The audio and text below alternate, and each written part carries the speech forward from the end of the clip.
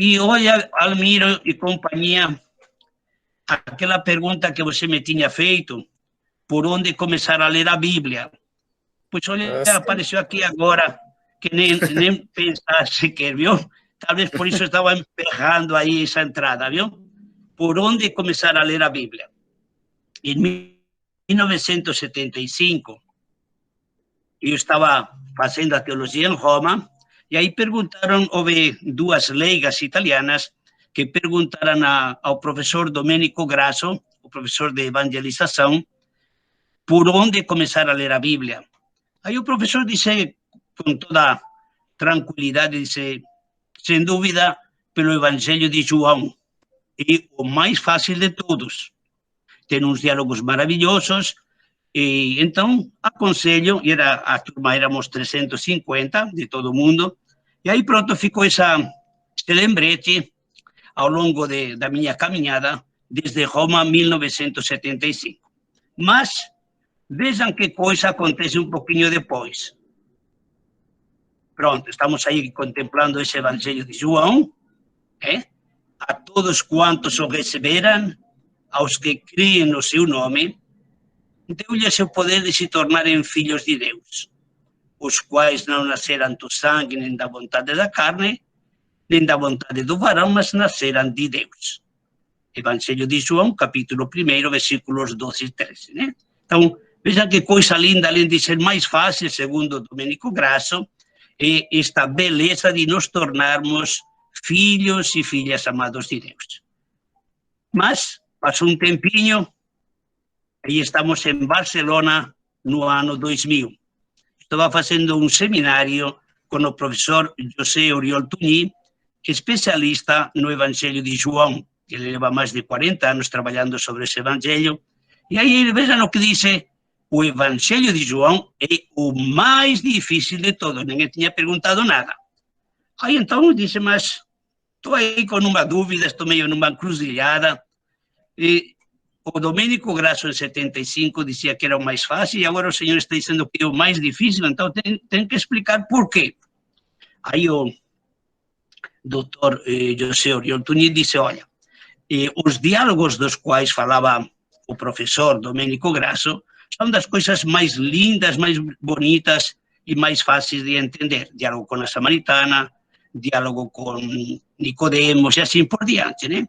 Mas quando você chega lá no capítulo 5, 6, 7 e 8, então, ele diz capítulos de 5 a 8 de João, aí temos uma série de debates, de discussões com os judeus, e isso é do mais difícil de entender. Então, é o mais fácil e o mais difícil. Agora vocês fiquem aí com sua pergunta, mais fácil, vão para o Evangelho de João. Se encontrarem algum pedregulho, pois saibam que é o mais difícil de todos. Se não entenderem, perguntem aí a Almiro, perguntem a Francisco, perguntem a Justino, viu? A coisa linda desse Evangelho, o Verbo se fez carne, habitou entre nós, vimos sua glória, glória como de unigênito do Pai, cheio de graça e de verdade. Dizer uma coisa ainda, que ao longo da leitura de qualquer livro da Bíblia, podemos encontrar dificuldades. Moral da história, por onde entrar, por onde iniciar. Em 2002, eu estava em Barcelona, e tinha um grupo de jovens, eram 3, que queriam ter um curso bíblico, e um domingo pela tarde nos encontramos na casa de Elizabeth, Ana Castillo e José Oriol e um servidor. Aí eu levava plano A e plano B. Iniciar pelo Êxodo, pelo Antigo Testamento, esse era o plano A. Aí eles disseram logo, mas isso é muito difícil, isso não, por aí não entramos não.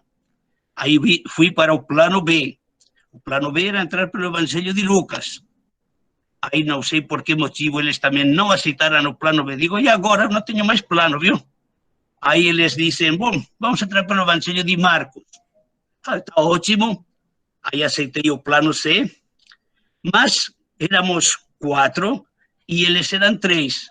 Aí Ana Castillo disse, mas Justino disse, para 3 você vai dar o curso?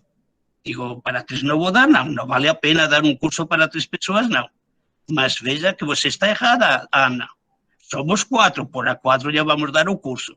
Aí pronto, combinamos, iniciamos 7, era já final de outubro, depois em janeiro passou para 13 e depois chegou a 25 pessoas, esse grupo que se reunia na igreja San Ildefonso de Barcelona, e trabalhamos, prestem atenção, sobre esse Evangelho de Marcos, 3 anos com esse grupo de jovens que começou com 3 mais 1, passou a 7, 13, 25 e se manteve nos 24, 25 por 3 anos.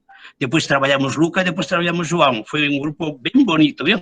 Então, comece por onde quiser. Se você já começou, continue, viu? Esse é o critério.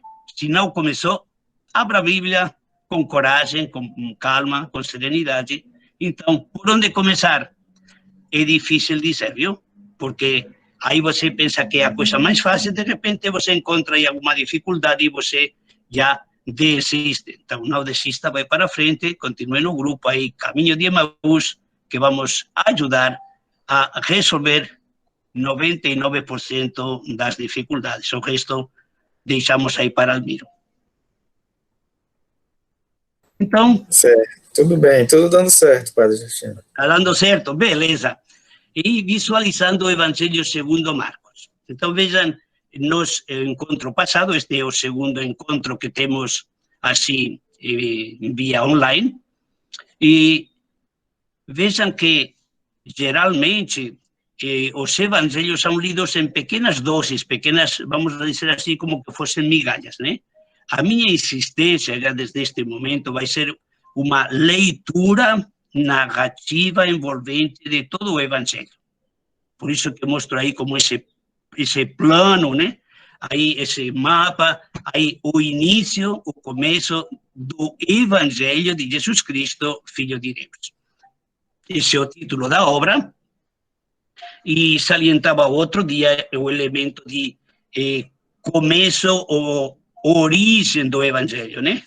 Porque aí, em grego, temos uma palavra muito significativa que significa arche, que seria como a origem da origem da origem, né?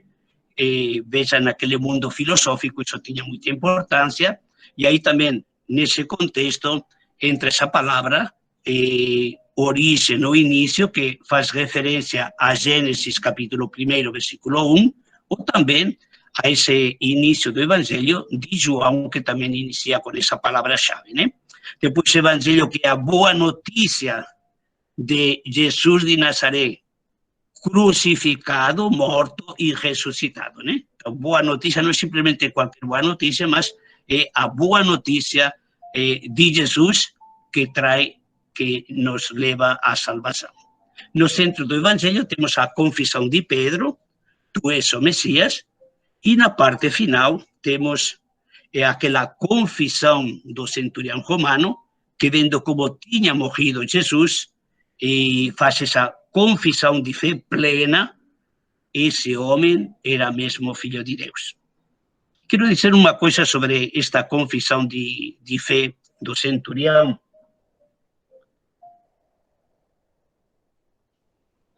Algumas pessoas interpretam essa confissão como que, vamos dizer assim, fosse de segunda, de terceira, que não fosse uma confissão plena, não. O Evangelho está registrando isso, porque era realmente a única confissão, vou repetir esta última frase, foi ou é a única confissão por um ser humano que vai confessar de Jesus que é Filho de Deus. Pedro tinha confessado que era o Messias. Anteriormente, no batismo, se escuta a voz do Pai, tu és meu filho amado, é a voz de Deus, a voz do Pai.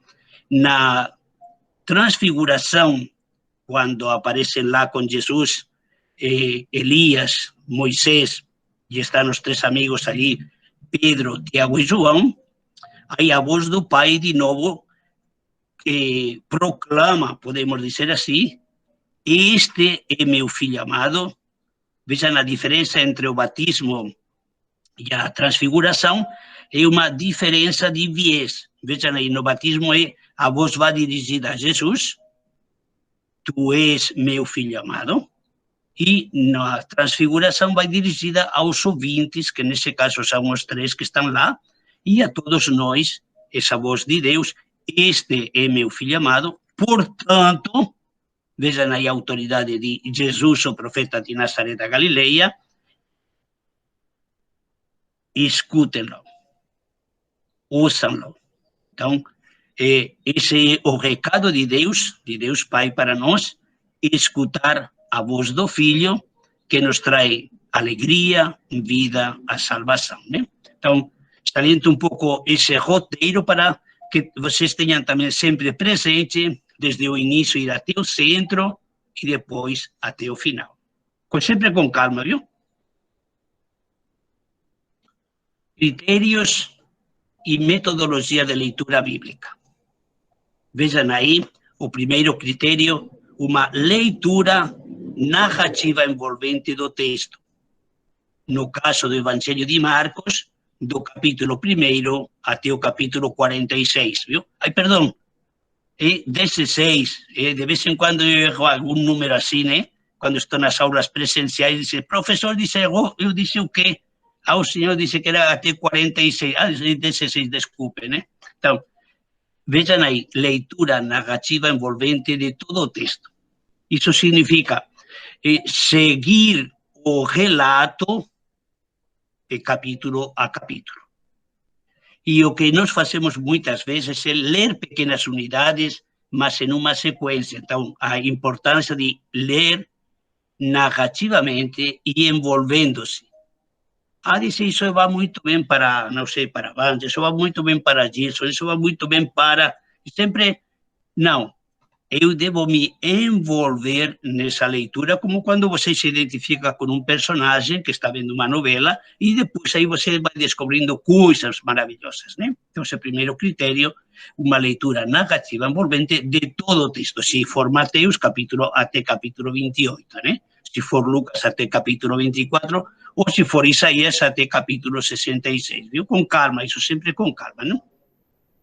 Depois, o segundo critério, focar unidade por unidade. Por exemplo, em Marcos temos o primeiro capítulo, vejam aí, do versículo 1 até 50, é como uma unidade onde são apresentadas as coordenadas que vamos encontrar ao longo de todo o resto do Evangelho.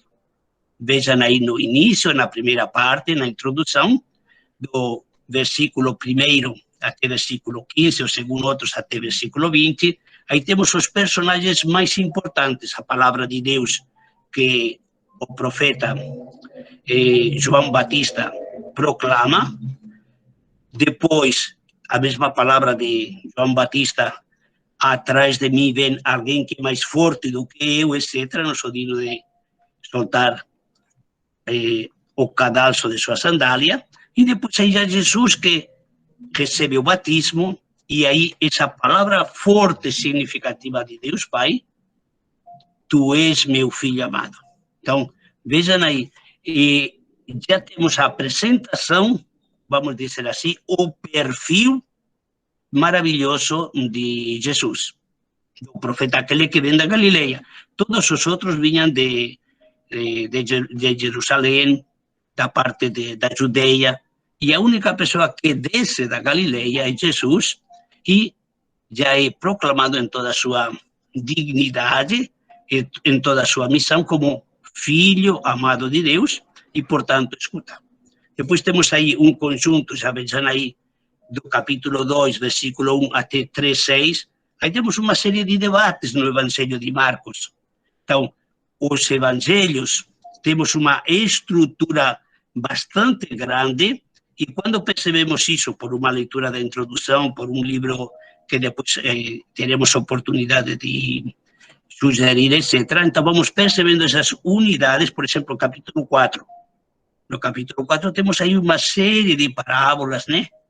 No caso de Mateus, capítulo 13 de Mateus, temos 7 parábolas, viu? Então temos aí um conjunto.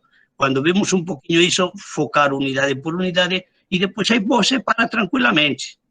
Faço uma segunda leitura sobre o primeiro capítulo, não esqueçam de anotar no seu caderno, etc. Então, essa forma parte de um método simples, mas ao mesmo tempo prazeroso, porque ninguém vem atrás de nós para correr ou coisas desse tipo, não, mas para saborear, que depois vamos falar. Ler o texto no seu contexto. Quer dizer, nós, às vezes, tomamos um texto de Marcos, passamos para João, depois para Lucas, ou depois para cá. Então, ler o texto no seu contexto. Se eu já li o capítulo 1, então vou ler o capítulo 2, capítulo 3. Se estou já no 3 ou 4, ver um pouquinho o 2, dizia o quê? Então, ver um pouco esse fio que vai nos ajudar, né? Seguir o fio condutor do relato. Porque vejam, disse Jesus, veio da Galileia, veio quando João foi entregue, etc. Então, temos aí já umas coordenadas quando Jesus começa a anunciar o reino de Deus. O tempo se cumpriu, acreditem no Evangelho, mudem de vida. Né?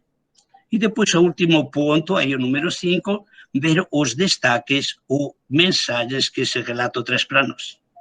Vejam que esses relatos que nós temos dos evangelhos eram os roteiros que as primeiras comunidades, os missionários daquela época, tinham nas mãos para apresentar a boa notícia de Jesus de Nazaré, o Cristo, o ungido, o Filho de Deus. Né?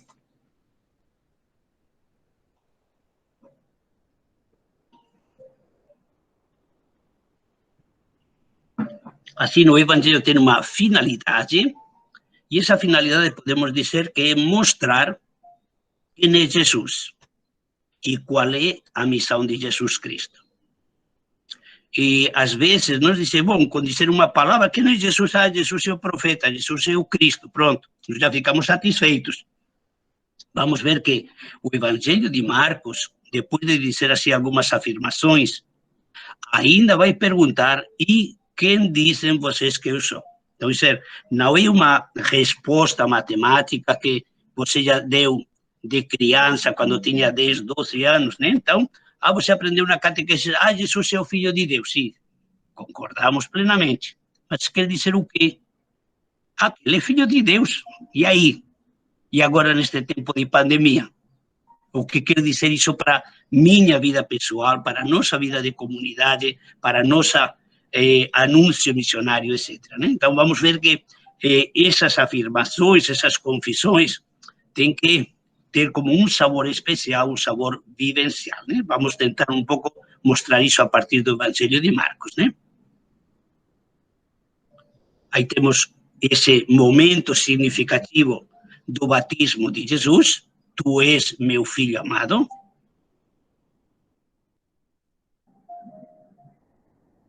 A partir desse momento, Jesus vai passando lá pela beira do lago, vai vendo o que está acontecendo por lá, e depois, um dia, vê Pedro e André, vai um pouco para frente e encontra Tiago e João, irmãos, e vai fazer esse convite: venham, sigam-me, vou tornar vocês pescadores de homens. E vejam, esse é um modelo, é um paradigma do chamado de Jesus. Vejam que ele faz com autoridade e eles confiam nesse chamado e não dizem nada. No caso de Moisés, ele vai colocar 4, 5 desculpas mais ou menos desfarrapadas. E no caso de Jeremias, dizer, eu não sei falar, sou uma criança. Aqui não, vejam, é o modelo de, podemos dizer assim, essas 4 pessoas representam um pouquinho a resposta fiel diante desse chamado soberano de Jesus, Filho de Deus. E de anunciar o Evangelho a toda criatura. O chamado de Jesus tem como objetivo esse ir e anunciar a boa notícia a toda criatura. Lá do Canadá, do Japão, da Ásia, da China, de Santiago do Chile, sei lá, lá de África do Sul, do Norte, do Centro, da Europa, quer dizer, a toda criatura, viu? Esse horizonte universal do Evangelho é para todos, viu? Para todos. E essa leitura narrativa envolvente, que quer dizer leitura seguida do Evangelho de Marcos, para termos uma fé adulta de discípulos, discípulas, missionários em saída. Vejam, e às vezes nós não mergulhamos nesses textos do Evangelho, lemos outros livros, que eu não tenho nada contra os outros, o que estou reivindicando é a leitura, termos esta familiaridade com o Evangelho de Marcos, termos esta familiaridade com o Evangelho de Lucas ou de João, de Mateus, né? E pelo menos uma vez na vida ler o texto completo.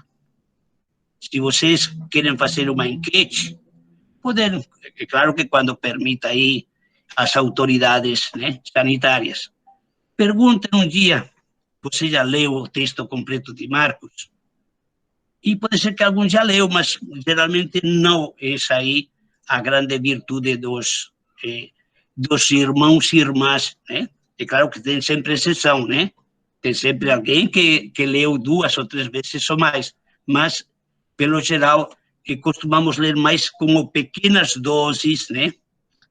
Segundo critério, garimpar as pérolas do texto. Vejam aí que às vezes nós ficamos com, por dizer um exemplo, com aquela parábola chamada do filho pródigo. Aí nós ficamos só com uma meia palavra sequer. Mas quando você volta a reler aquela parábola maravilhosa, naquele conjunto de 3 parábolas do capítulo 15 de Lucas, e pega cada uma delas, as 3 que estão aí, você vai perceber que com uma frase só ficamos com umas migalhinhas, viu? Quando você, a terceira parábola do pai, né, que ama o filho mais jovem e o filho mais velho, que representa os escribas e fariseus, aí temos para meditar uma semana do mês de março, 2 semanas do mês de abril, 3 semanas do mês de maio e depois 4 semanas do mês de julho, e não se esgota, viu? Não se esgota porque o Espírito de Deus, como inspirou o texto sagrado, ele vai inspirar também o leitor, o ouvinte, quando estiver na sua casa, quando estiver indo lá pelo Rio Solimões, quando estiver voltando, não sei, lá da Bahia, e descobrir essas pérolas, já anotar no caderno, viu? Anote aí, capítulo 4, versículo 13 de Marcos, capítulo 4, versículo 9. Quem tenha ouvidos para ouvir, que ouça, viu? Aí Jesus está apelando, viu?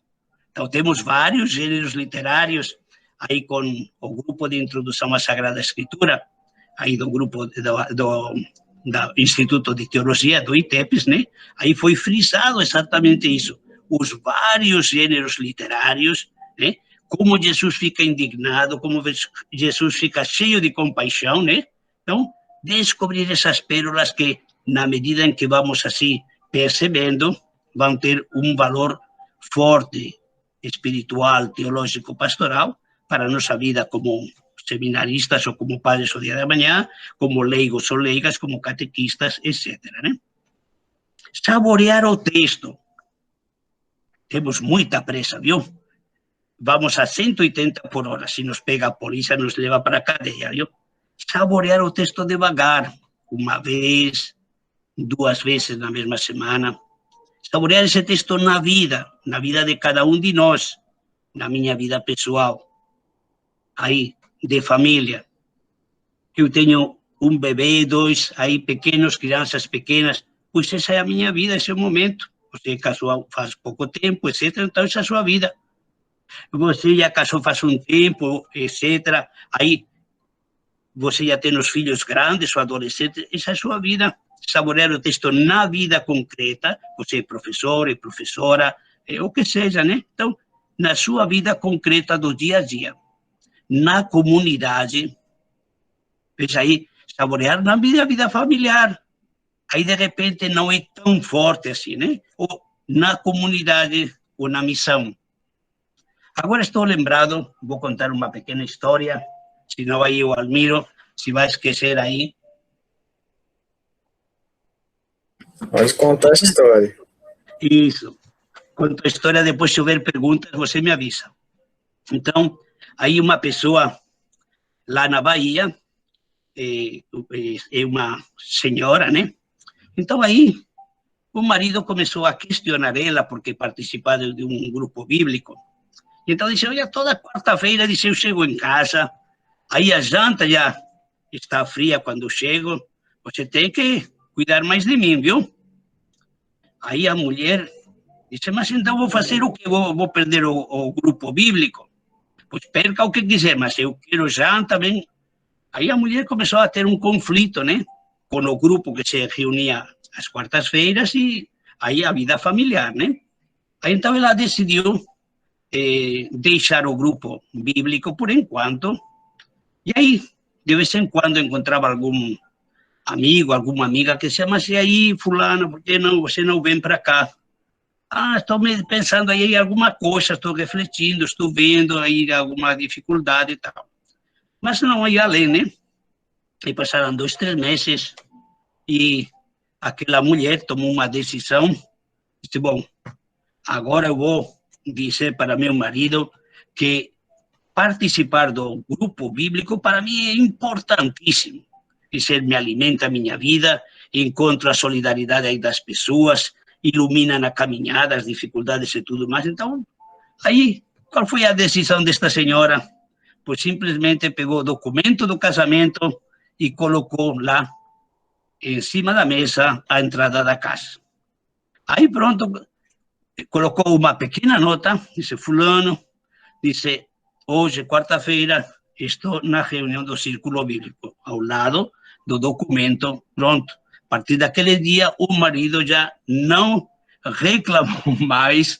Então, vejam, essa era a palavra de Deus, dá também essa força para enfrentar dificuldades, desafios na vida pessoal, familiar ou na comunidade, e também para a missão, essa missão em saída que caracteriza exatamente a missão dos discípulos e discípulas de Jesus. Ler o texto completo, já insisti, e agora um pouco como retomando isso, já entrando mais em profundidade, viu? São como pequenos critérios e cada um vai sempre como aprofundando, mergulhando um pouquinho mais. Ler é um processo com 2 momentos, que exigem interpretar e compreender o texto. Eu tenho que interpretar. Eu lembro o que era, não sei se ainda é secretário de Educação lá do Ceará, o seu José, que ele dizia, depois de muitos anos de ser secretário da Educação, etc., e ele dizia, Padre Justino, disse, os jovens sabem soletrar, ele usava essa palavra, mas não sabem interpretar, não sabem compreender. Aí vinha dele, então eu tinha que aceitar isso, né? Disse, os jovens sabem soletrar, né? Sabem repetir, mas não interpretar. Então, vejam um pouquinho, ler, vejam aí no capítulo 8 dos Atos dos Apóstolos, versículos 26 até 40, temos aquele encontro maravilhoso com aquele personagem da rainha de Candaces, né? Que ia lendo o profeta Isaías, se aproxima Filipe e pergunta, dice, e aí, meu amigo, vai lendo o quê? Está entendendo? Ah, dice aqui, dice, mas de quem está falando aqui? Estava lendo os cânticos do servo de Yahvé, aqueles capítulos 42 a 52, 53 de Isaías, estava lendo um desses cânticos, disse, mas de quem fala este aqui? Disse, e a partir da realidade desse texto de Isaías, começou a explicar o que se referia a Jesus de Nazaré, e depois, como profecia que anunciava essa realidade cumprida em Jesus de Nazaré, depois ele entendeu tudo isso, disse, bom, aqui há algo que impede para eu ser batizado, né? Então, aí Filipe faz uma catequese a partir de um texto bíblico que criava certa dificuldade, explicou, viu? Então, nós como catequistas, como animadores, como, não sei, como mãe de família, como pai de família, cada um com sua realidade concreta, interpretar o texto, compreender o sentido e depois também ajudar outras pessoas, as comunidades, né? Levar em conta que um texto forma parte de um relato e tem sentido no conjunto do relato. Agora estou me lembrando daquele livro, Alicia no País das Maravilhas. Diz que tem um coelhinho branco que quer virar um grande escritor. Aí ser como Guimarães Rosa, não sei, ou Clarice Lispector, sei lá quem, né? O Drummond de Andrade. Então, um dia vai perguntar ao rei, disse, majestade, o que eu devo fazer para ser um grande escritor e vender assim como um best-seller, uma dúzia? Comece pelo começo, chegue até a metade, quando chegue no final, pare. Vejam que coisa simples, comece pelo começo, chegue até a metade, quando chegue no final, pare. Então, ler o relato completo, o sentido que tem tudo isso, e então vejam como uma obra de teatro, uma obra de uma novela, etc., né? Tem uma trama que vai se, né, manifestando com suspense. Veja, por exemplo, porque as novelas, eu vou dar aqui muitas dicas agora para ver as novelas, hein? Vejam como as novelas, desculpem aí, cativam o pessoal. E como é que acabam? A novela sempre acaba com um ponto que cria suspense. Acaba com um acidente, diz, morreu, não. Ninguém sabe se morreu, não morreu, parece que morreu, mas depois ressuscitou, não. Então, acaba num ponto alto que você quer, próximo dia, ver a continuação, né? Então, descobrir como o Evangelho tem também esse texto gancho que nos leva do capítulo 1 ao 2 a 3, depois o 4 ao 5 ao 6, e depois o 7, 8, 9, e depois, se você chega lá, até o capítulo 15, 16 de Marcos. Ponto 3, compreender, exige ler o relato completo, o Evangelho de Marcos, né? Que era lido aos catecúmenos na vigília pascal antes do batismo. O Evangelho inteiro. Então, vejam que tradição nós temos aí de leitura. Então, o Evangelho de Marcos, a vigília pascal, o sábado de Aleluia, né? Então, era lido todo ele para os catecúmenos. Então, uma coisa linda, viu? Garimpar as pérolas. Vejam, aqui temos como um desafio. Quando escutamos os evangelhos, estamos numa celebração, etc., geralmente pensamos que já conhecemos o sentido e desligamos. Quando o padre, ou a irmã, ou o pastor, ou aquele leigo, aquela leiga, ou aquela criança, etc., está proclamando o evangelho, né? Aquela pessoa que já foi preparada e tudo isso, dice, já entendi. Dice, é aquela história de Zaqueu, né? Pronto, aí você já desliga. Já no primeiro momento diz que era um homem baixinho, tá? Pronto, já você desligou, já sabe tudo. E não se deixa tocar. É como quando você coloca o guarda-chuvas, então pronto, aí não se molha, né? Então, nós colocamos, né? Eu já sei tudo isso, né? Fechamos o ouvido, não deixamos que o Evangelho, palavra viva de Deus, nos toque, que toque nossa vida, que mude nosso coração, que mude nossas atitudes. Esse é o desafio, deixar que a palavra de Deus entre em nossas vidas, que nós entremos também com o coração assim, aberto e alegre na palavra do Senhor. Nós temos uma pergunta para o Justino. O senhor quer responder agora ou no final? Deixa só, não, agora mesmo só quero, porque tenho aqui o conceito de garimpar ainda, concluo este slide e depois já vamos para a pergunta, ok? Ok.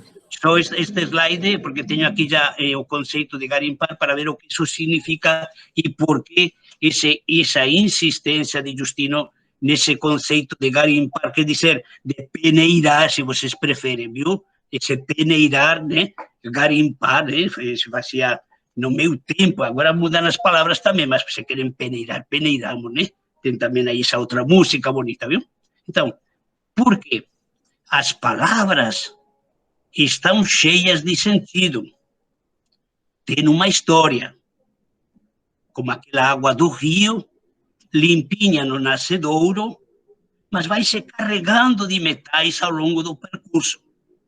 Vejam aí as palavras que nós aprendemos de crianças, por exemplo, têm um sentido especial.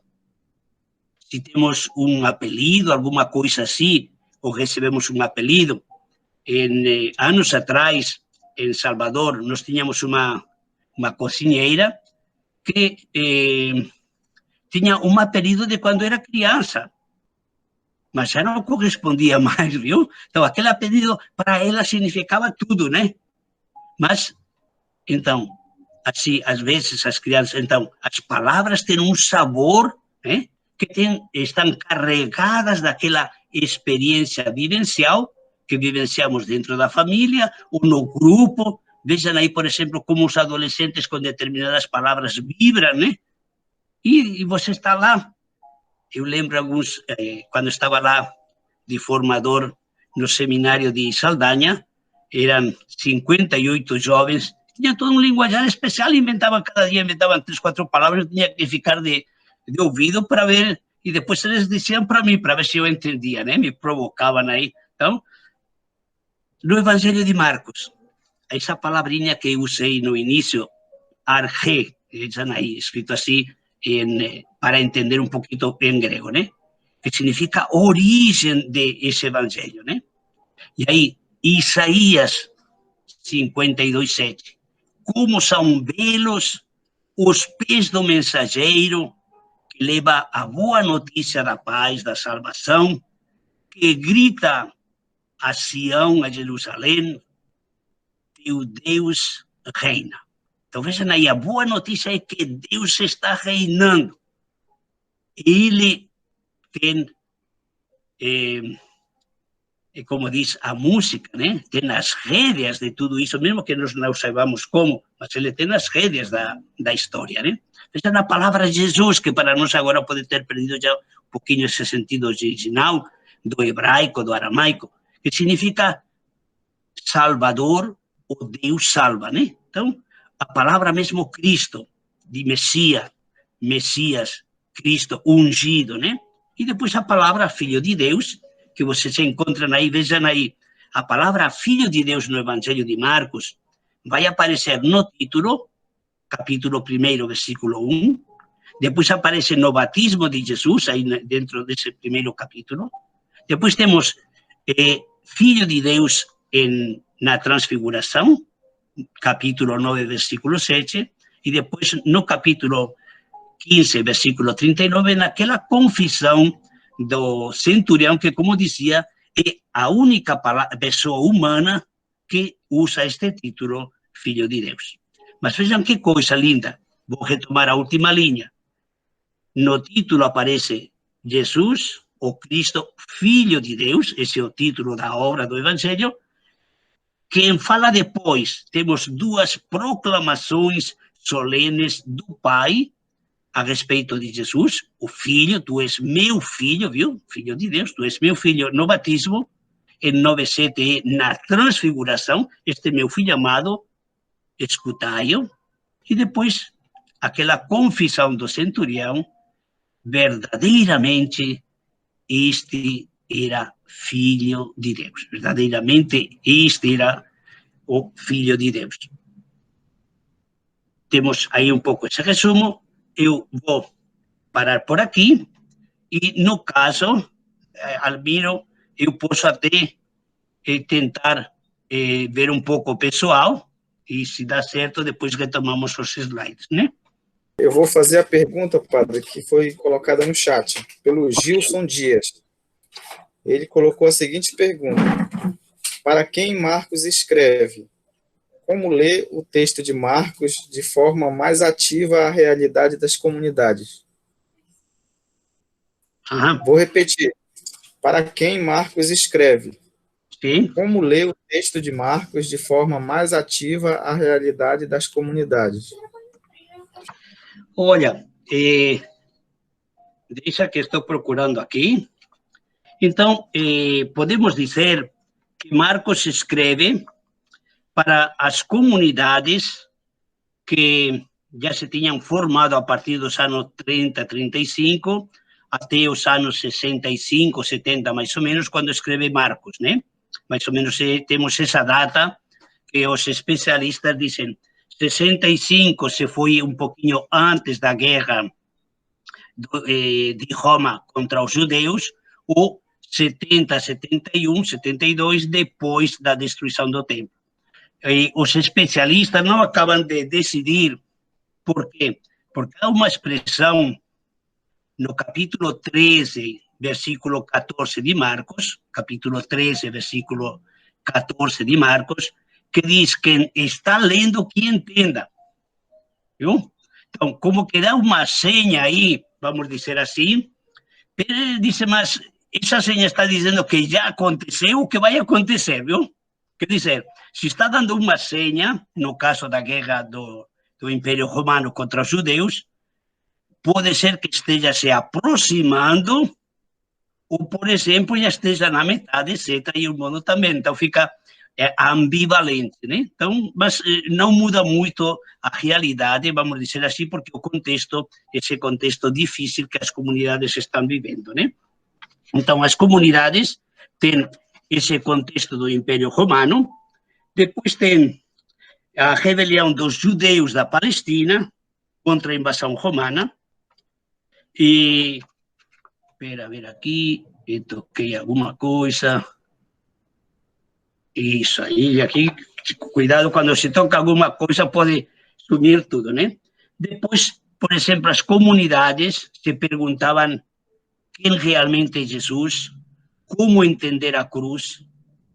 Vejam aí no capítulo 8 de Marcos, quando Pedro confessa Jesus como o Cristo, e ele diz que faz aquele anúncio da paixão, morte e ressurreição, e Pedro diz, não, por aí não, pelo amor de Deus. Então, como entender a cruz de Jesus? Ele foi crucificado, que era a pena de morte mais humilhante daquela época. Então, como anunciar, como dizia o Antigo Testamento, que aquele que morre na cruz é como um maldito, Deuteronômio, capítulo 21, versículo 23. Então, como mostrar, como vai dizer Paulo na carta aos Coríntios, capítulo 1, versículo 23, que a cruz é um escândalo, né? Como anunciar que um crucificado foi ressuscitado por Deus. Então, pensando aí, nós já estamos um pouquinho acostumados a essa linguagem, etc., mas cria dificuldade, né? Então, quem é realmente Jesus?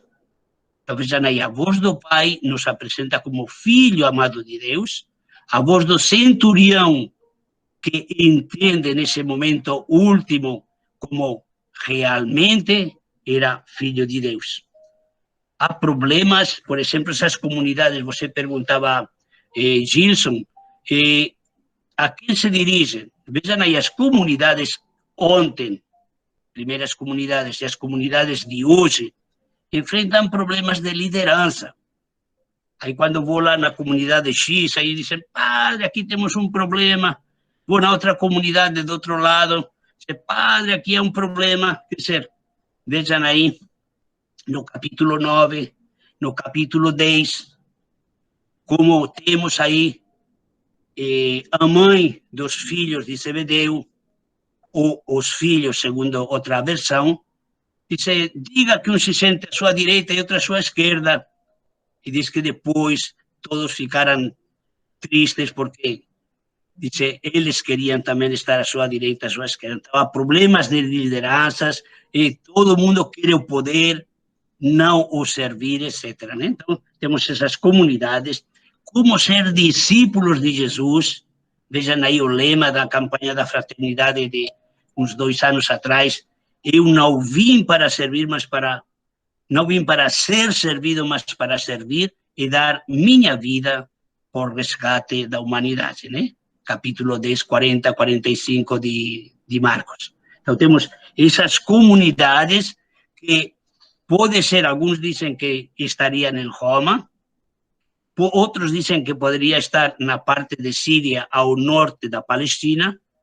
Não temos certeza de um de outro, né? Marcos, que é o autor do Evangelho, ele foi missionário junto com Paulo e Barnabé, e saiu dessa turma, se afastou um pouquinho, mas depois voltou a ser fiel à missão. Depois Pedro, na carta de Pedro, diz que aqui está comigo meu filho Marcos. Então, Marcos está com Paulo, Marcos está também com Pedro, e não temos os evangelhos, veja aí Gilson e companhia, não temos, o evangelho não tem um destinatário específico dentro desse contexto. Agora, o que percebemos, por exemplo, se vemos o evangelho de Mateus, aí nas entrelinhas percebemos que o contexto mais direto é do mundo judaico. Aí temos um contexto mais, Lucas ou Marcos também um contexto mais universal, etc., né? Mas não podemos fechar aí dizer as comunidades eram do norte da Palestina. Por exemplo, os termos que usa o Evangelho vamos dizer, de Marcos, que às vezes usa esclarecimentos de algumas palavras, etc., ou quando diz aquela questão das panelas e tudo isso, das coisas puras e impuras, etc. Aí temos um contexto, por um lado, de origem judaico, algumas pessoas, e outras de contexto dos gentios ou das nações, etc., né? Veja, por exemplo, a comunidade dos Coríntios, veja Paulo, aí tem os dois procedentes. Então, geralmente nós temos as duas procedências, algumas pessoas mais ou menos fortes de origem judaica e depois outras mais de Chipre, etc., né? Então, esse seria um pouco o contexto e as dificuldades que estavam enfrentando nesse momento, nos anos 65, 70. Tem mais uma pergunta do Gilson. Vou fazer aqui. A pergunta é: em nossas formações catequéticas, sempre é dado destaque a Lucas, Mateus e João, por possuírem mais detalhes da vida pública de Jesus. Marcos se apresenta como um resumo muito breve. Então, posso associar o texto de Marcos ao serviço missionário? E os 4 evangelhos, gente, viu? O que nós temos aí, essa... Gilson, eu vou agora atribuir essa teoria para você, mas não é sua, viu? Eu sei que não é sua. Essa teoria, infelizmente, foi assim dita e proposta por Santo Agostinho, lá no século IV, V, por aí. E Santo Agostinho dizia que primeiro temos Evangelho de Mateus, que naquelas primeiros séculos foi o que mais impacto teve para as comunidades, junto com Lucas, e então ele chegou a esta conclusão, digo, Santo Agostinho e companhia. Então, Mateus e Lucas são mais amplos, 24, 28 capítulos, e aí Marcos fez o quê? Aí ele fez como um seminarista daí do seminário, né, de São José, e se fez um resumo, viu? Mas isso não é assim, viu?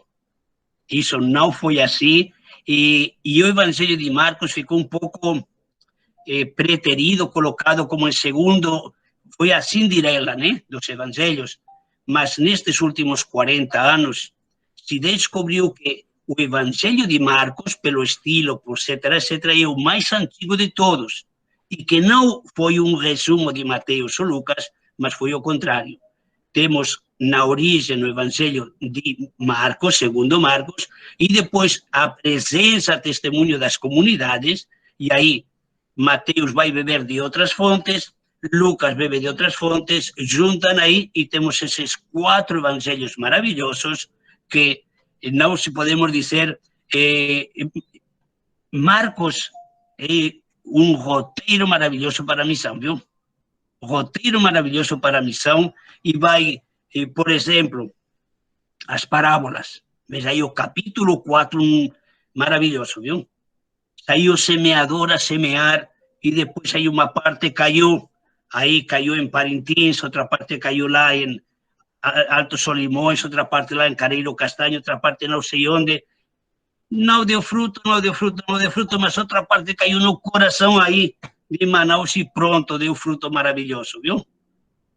Então, quando nós entramos aí nesse sentido profundo das parábolas, vemos como toca no coração das pessoas, viu? Encantam as crianças, encantam os idosos, acordam, viu, os jovens, viu? Então, cada evangelho tem um pouquinho, uma certa dificuldade, né? É como essa castanha. Agora, se eu digo que castanha do Pará, aí dizem, não, é castanha agora do Amazonas, né? Então, vocês digam de onde quiser, viu? Como a castanha está bem gostosa, viu?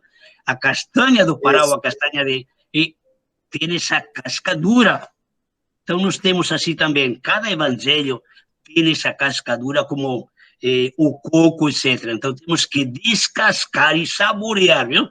Isso, evangelho de Marcos, Evangelho de Mateus, Evangelho de João. Eu vou dizer uma coisinha pessoal. Eu sempre, não sei porquê, eu gostei muito e li muitas vezes o Evangelho de Lucas e Atos dos Apóstolos. Muitas vezes, não sei quantas. Tive que explicar Marcos lá em Barcelona muitas vezes, há 3, 4 cursos. Aqui já também. E agora estou super encantado com Marcos, viu? Me custou um montão, viu? Mateus, a mesma coisa. Como digo, eu lia mais. Gostaria de fazer uma pergunta, padre. Isso. Concluí. Não é bem uma pergunta, é um comentário, é um pedido de comentário. Eu estou lendo aquele livro do José Bortolini sobre o Evangelho de Marcos, Sim. E tem uma parte em que ele fala de uma sequência de perguntas que as autoridades, os fariseus e os mestres da lei, fizeram Jesus.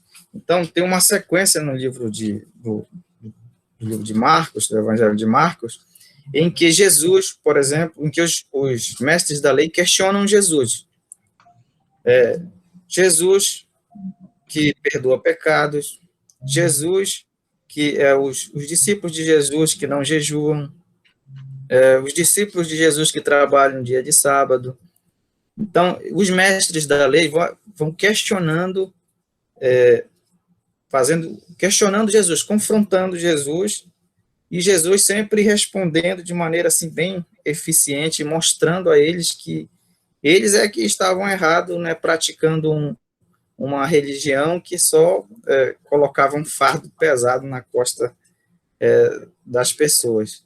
E eles mesmos não faziam, né, mostravam um Deus que era muito rigoroso, pesado. Então, eu queria que o senhor comentasse.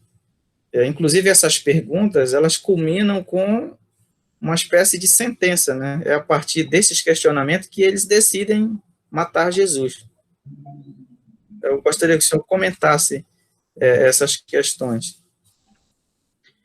Bom, ele fez aí Nossa Senhora, parece como aquele falar do Supremo Tribunal Federal, aí, rapaz, que argumentação séria. Então, vocês encontram essas referências que o Almiro estava salientando no capítulo 2 e no início do capítulo 3 de Marcos. Quer dizer, do capítulo 2, versículo 1, até capítulo 3, versículo 6. Aí vocês vão encontrar esses 5 relatos que Almiro estava fazendo referência de Bortolini, e temos aí como um debate dos fariseus, escriba-se fariseus com Jesus. Vejam aí, esse é um conjunto que Marcos coloca aí no segundo capítulo e que exige ler unidade por unidade. Então, a primeira cena trazem um paralítico, na segunda cena, depois chama Levi, e Levi convida Jesus para ir na casa dele.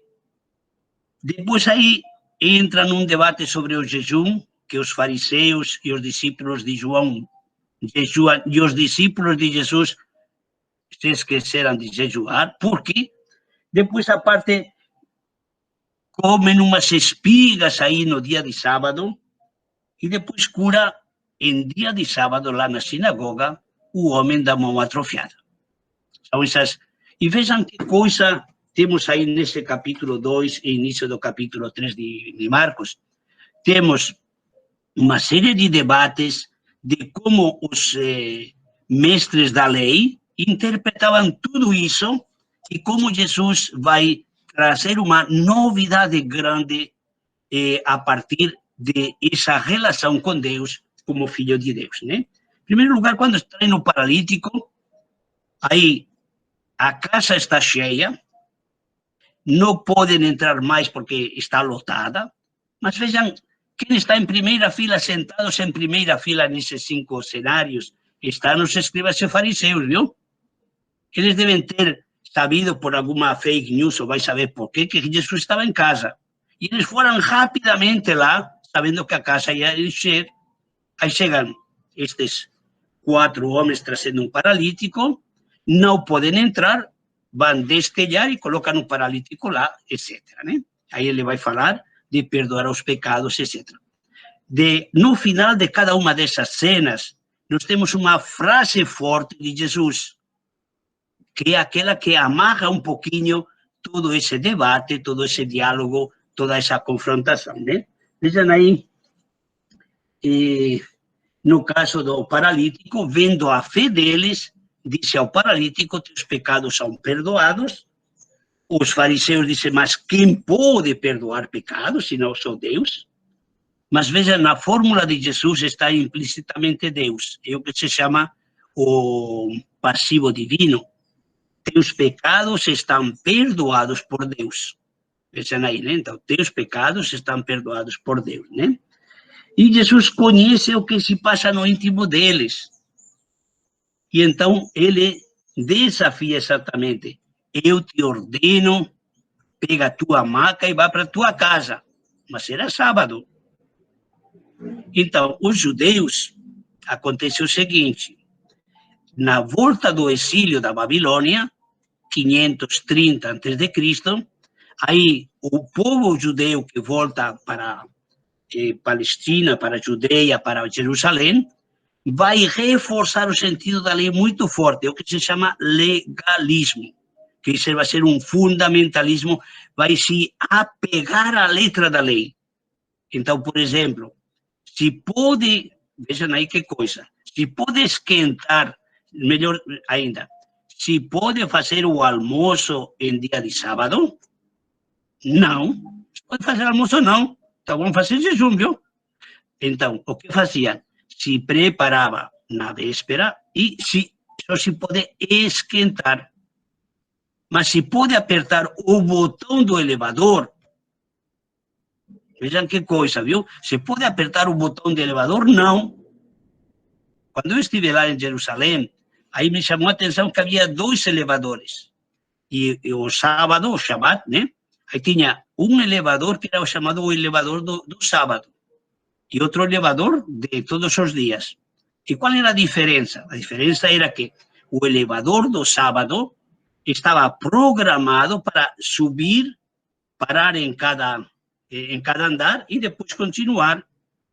E estava subindo e descendo continuamente e você não tinha que apertar nenhum botão. Você chegava, estava no 4º andar, queria descer, não apertava o botão, não chamava. Só esperar que chegasse lá, você entrava, não aperta nenhum botão e ele vai descendo e leva lá até onde você quer. A mesma coisa para subir, não se apertava nenhum botão, viu? Então, vejam aí, esse tipo de rigidez, de inflexibilidade, né? Aí aquilo que Jesus vai perguntar, diz, olha, se jumento cai no poço, você vai tirar ou não? Se seu filho cai no poço. Então, aí temos duas maneiras de interpretar essa lei, que é uma lei para a vida, né? E depois aí, Jesus chama Levi, vai a um banquete na casa de Levi, onde estão todos os amigos dele, viu? Gente fina, viu? Mas para os fariseus, pecadores. Então, por que o vosso mestre, viu? Estão sempre aí com as perguntinhas, porque o vosso mestre come com publicanos e pecadores. Aí Jesus vai dizer, olha, que eu não vim para chamar gente que nem vocês, viu? Que se acham justos. Não precisam de médicos que estão sãos, mas aqueles que estão doentes. E vocês não se sentem doentes, mas vocês estão doentes. Deveria entrar um pouquinho por aí, né? E depois aí, também a questão do jejum. Não, e depois a questão do vinho, né? Então, são todas questões que trazem a novidade do reino de Deus, mas choca profundamente com essa mentalidade judaica de não perceber que a salvação é para todos, que é gratuita e que, portanto, temos que ter essa atitude de acolher a salvação, né? Vinho novo em odres novos. Então, os fariseus queriam colocar as palavras de Jesus dentro do esquema deles e, claro, aí não tem jeito, não tem vida, né? Como quando você pega uma planta, coloca lá no cofre do Banco Santander, a planta não cresce, não. O Itaú, leve lá, viu? Você coloca uma planta lá e leva lá no cofre, não, pronto. Então, essa é a novidade do reino de Deus. E depois aí, a última cena, na sinagoga, quando Jesus cura aquele homem que tem a mão atrofiada. Então, diz que Jesus pergunta, é legítimo fazer uma coisa boa em dia de sábado? No caso, curar essa pessoa que está doente, que tem a mão atrofiada, salvar uma vida ou deixá-la perder. E eles calavam, veja aí. Então Jesus olha essas atitudes profundas do coração humano e repassando sobre eles um olhar de indignação, viu? Veja aí que palavras fortes. Jesus passa um olhar de indignação por todos aqueles que estão rejeitando essa novidade do reino, e entristecido pela dureza do coração deles, disse, estende a mão. E aquele jovem, aquele homem estendeu a mão e ficou curada. E ao se retirarem os fariseus, junto com os herodianos, decidem imediatamente conspirar contra ele e ver como acabar com ele. Então, aí temos esses 5 relatos de debate que nos mostram exatamente como a novidade que traz Jesus, que seja a mudança do coração, de se colocar como filho, filha amada de Deus, exige também uma solidariedade com os pequenos, com os últimos, etc., que é o que Jesus está mostrando. Não isso, sei se o tempo esgotado, padre. Como é? Isso aí. Se esgotou o nosso tempo? Nossa Senhora, eu acho que o Justino falou demais, né? Tá bom. Isso. Então, vimos um pouco esses slides, né? Então, eu vou encurtar esses slides, se vocês querem. No caso, depois aí, eu vejo com Almiro e vamos disponibilizar antes, que sobre o primeiro que fizemos o sábado passado, aí tivemos algumas dificuldades porque eu não tinha os aplicativos e por isso não me obedecia. Almiro me dizia, é só clicar, eu clicava e não dava nenhum resultado, viu? Então, depois aí vamos ver um pouco e vamos disponibilizar já para esta semana, que vocês possam também acompanhar. E, como digo, leiam aí o Evangelho de Marcos, muito bonito. Vejam aí esse capítulo 2 e 3, versículo 6, que já aponta para o momento da paixão. Então, vejam aí, um fio do Evangelho de Marcos é exatamente o fio que perpassa pela cruz. E depois, amanhã, prestem atenção que não é a entrada solene de Jesus, a entrada triunfal, não, viu? É a entrada humilde, montado num jumentinho, viu? Então, não entra a cavalo, o cavalo era o símbolo do rei, o símbolo militar, etc. Não, Jesus não entra a cavalo, não, que não tinha. Ele nem tinha um jumentinho, ele teve que pedir emprestado.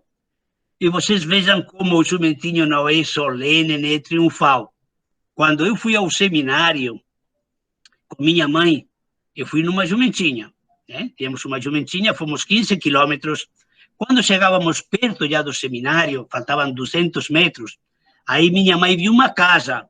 Disse, vamos deixar aqui a jumentinha, viu? Chegar lá, o seminário de jumentinha não era nada solene, viu? Eu pensei, digo, minha mãe, olha que sábia era, viu? Só pensei isso agora, viu? Naquele momento eu não entendi muita coisa, não. Digo, por que vamos deixar aí a jumentinha, né? Então, Jesus entra, jumentinho era o símbolo dos camponeses, o transporte dos camponeses, viu? Transporte humilde dos camponeses. Aí levavam a mulher, levavam os filhos, etc. A mula do rei é que era discutida. Vejam aí a história de Davi, como a mula do rei todo mundo queria. Ou no caso de Salomão e Adonias, o cavalo do rei, viu? Então, o jumentinho é transporte da gente humilde, e vejam aí, Zacarias vai dizer que o Messias não vem como grande rei, forte, dominador, mas ele entra como um camponês, como um trabalhador, como uma pessoa humilde, simples, pela porta dos simples, dos humildes, dos últimos, acolhendo a todos, viu? Então, cuidado aí com a palavra solene, triunfal, e essas coisas, não bate, viu? Com um jumentinho, não bate nessas palavras, viu? Minha mãe sabia muito bem, viu? Então, essa foi a minha entrada também triunfal lá, mas fomos a pé, viu? Parece que era mais solene essa questão. Então, fico feliz que vocês acompanharam. Podem mandar perguntas aí para o grupo, né? Aí vocês veem que tem aí o meu WhatsApp, 92 981 39 43 83. Podem mandar perguntas, comentários, etc. E vamos ver depois, nas próximas semanas, estaremos por aqui. Avisaremos também com tempo, né? Mandaremos o link. Aí, Almiro, que já está nessa tarefa de gerenciar a live e tudo isso, o Google Meet, e depois Justino, de vez em quando, que não quer nem entrar, viu? Me obedece o celular, mas não me obedece o notebook, viu? Isso assim, são rebeldes, né? Então, desejar uma boa Semana Santa para todos vocês. Uma recomendação, estamos num dos piores momentos da pandemia. Não se pode dizer que seja o pior, porque não sabemos, viu? Mas temos 80, 90 mil contágios por dia. Isso é proibitivo, viu? Cuidem-se bastante, cuidem das famílias, e vamos aí pedir que venham, que 3.000 vacinas, né? 30.000, que isso é para pobre, viu? Nós queremos para a gente fina e direitos humanos, né? 3 milhões, 30 milhões, 90 milhões, 150 milhões em 3 meses, viu? Aí se entende um pouco a questão. Veja o Biden. Biden pronto falou 100 milhões em 100 dias, em 50 dias já cumpriu. E nós vamos aí com migalhinhas, disse aí, não, disse, vou mandar 50 mil, depois manda 2 mil, viu? E disse, vou comprar 200 milhões, disse, não, disse, quando? Disse, o ano 2023, viu? Aí já não precisamos tanto isso, viu? Temos que acordar, viu, que é um direito de todos nós, viu? Porque senão, aí quando você vê Rio, que nem vacinaram aqueles de 80 anos, e estão com mais de 600 pessoas esperando uma UTI. Temos mais de 6.000 pessoas esperando uma UTI. Então, acho que é bom, nesta Semana Santa, aí pedir ao dono da mesa que acorde quem deve acordar, que compre quando deve comprar, né? Que não faça promessas aí, que não é horário de promessas, não. É horário de comprar. Vou comprar, vai lá, compra, viu? Se você vai no mercado e diz, não vou levar nada hoje. Pronto, Se não leva nada, não traz nada, né? Pronto. Agora você perde toda a credibilidade, meu amigo, viu? Então, acabei a minha palestra por aí, chamando as coisas por seus nomes e dizendo, gente, há vidas humanas, e agora não é só aquela questão dos 60 anos para cima, de prioridades de 80 anos. Crianças estão também em risco, viu?